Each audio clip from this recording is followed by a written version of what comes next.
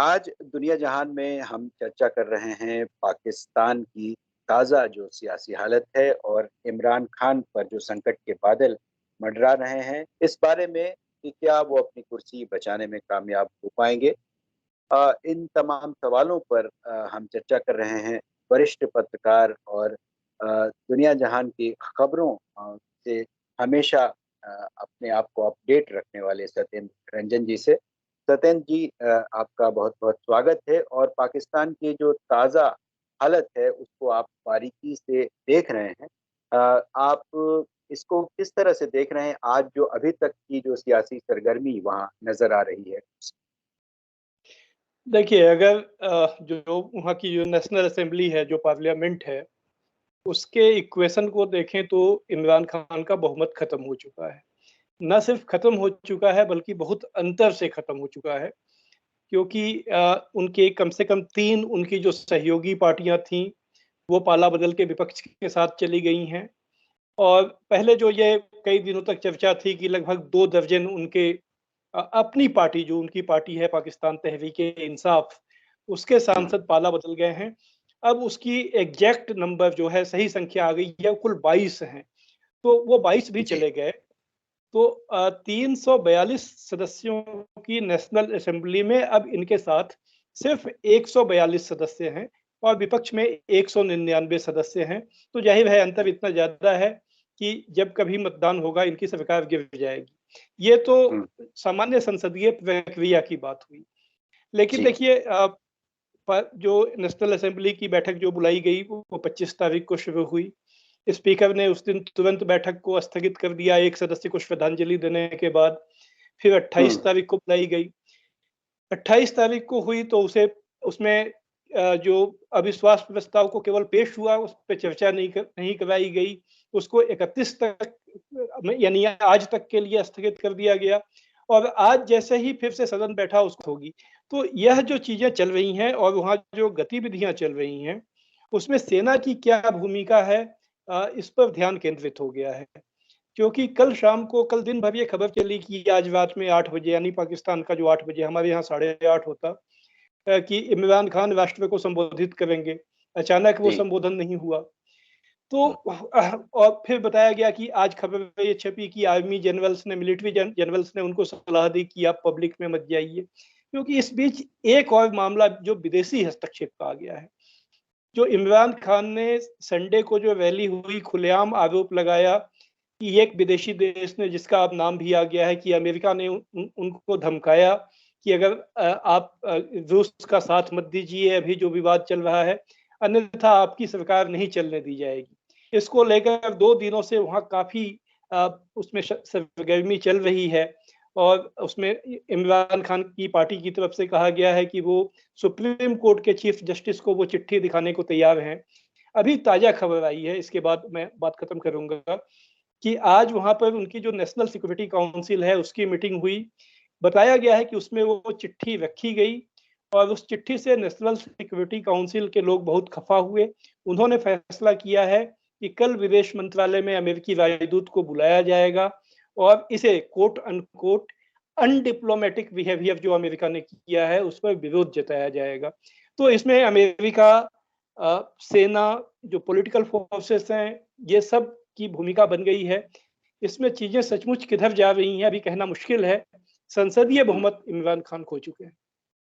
पिछले साल भी एक बार ऐसी स्थिति पैदा हुई थी जब इमरान खान के खिलाफ एक बार अविश्वास प्रस्ताव आने की आया भी था।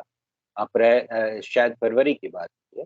और उस समय इमरान खान अपनी सरकार बचाने में कामयाब हो गए थे, क्योंकि विपक्ष लगातार अ, वहाँ का जो विपक्ष है इमरान खान के खिलाफ जो एक गठबंधन बनाने की कोशिश है वो पिछले 2-3 सालों से चल रही है। और अब जाकर उसने एक शेप लेना शुरू किया है।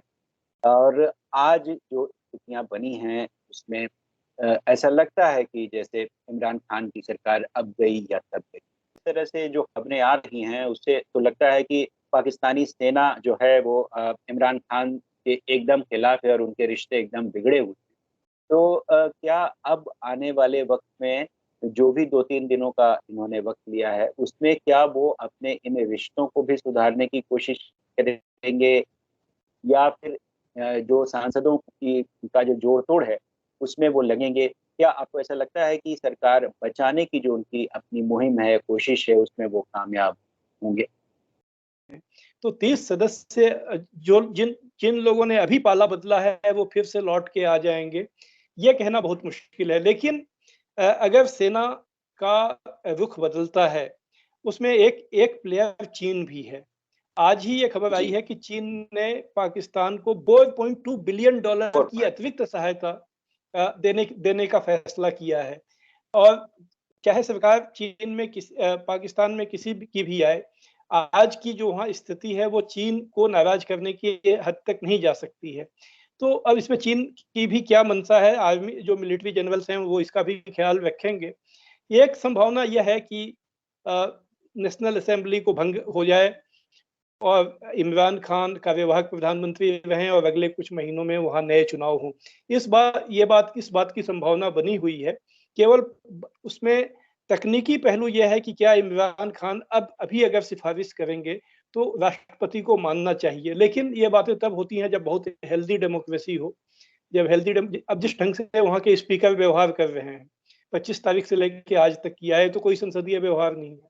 तो उसमें राष्ट्रपति भी उस बात को मान लें और नेशनल असेंबली भंग हो जाए और नए चुनाव में चले जाएं, ये भी संभव है। और मेरे ख्याल से जो बेस्ट केस सिनेरियो है इमरान खान के लिए वो यही है।